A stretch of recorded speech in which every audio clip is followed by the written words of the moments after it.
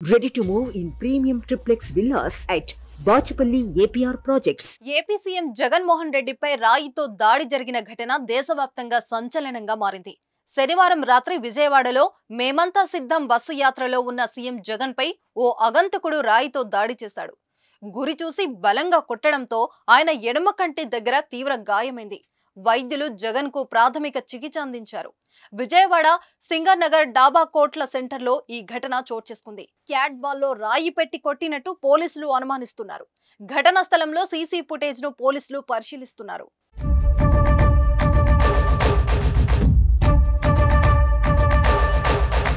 CM Jagan దాడితో ఏపీలో రాజకీయం దుమారం చెలరేగుతుంది. వైసీపీ టీడీపీల మాటల యుద్ధానికి దిగాయి.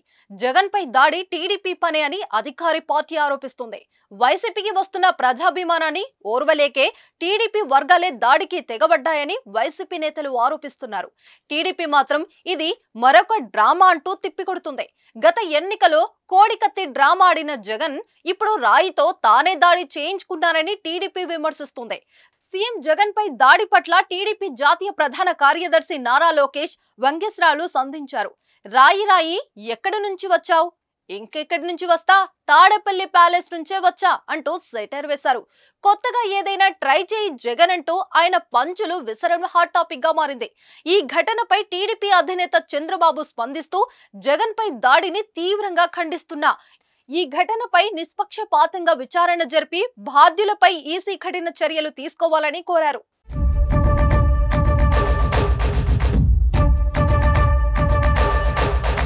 మరోవైపు జగన్ పై దాడిని దేశవ్యాప్తంగా రాజకీయ ప్రముఖులు ఖండించారు. AP CM YS Jaganmohan Reddy త్వరగా కోలుకోవాలని, మంచిగా ఆరోగ్యంగా ఉండాలని ప్రార్థిస్తున్నానంటూ ప్రధాని నరేంద్ర మోదీ ట్వీట్ చేశారు. ఈ ఘటనపై సీఎం జగన్ సోదరి ఏపీ కాంగ్రెస్ అధ్యక్షురాలు వైఎస్ షర్మిలారెడ్డి స్పందించారు. ఈ రోజు ఎన్నికల ప్రచారంలో భాగంగా సీఎం జగన్ పై దాడి జరిగి ఎడమ కంటి పైన గాయం కావటం బాధాకరం, దురదృష్టకరం.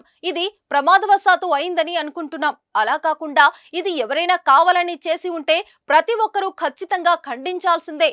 ప్రజాస్వామ్యంలో హింసకు తావులేదు. హింసను ప్రతి ప్రజాస్వామికవాది ఖండించాల్సిందే.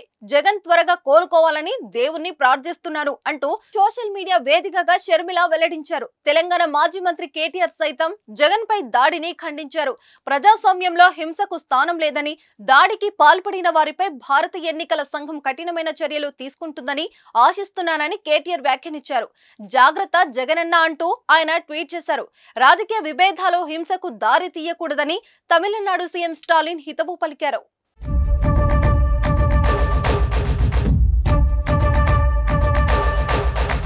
సుమన్ టీవీలో మీ పర్సనల్ అండ్ బిజినెస్ ప్రమోషన్స్ కోసం కింది నెంబర్కి కాంటాక్ట్ చేయండి.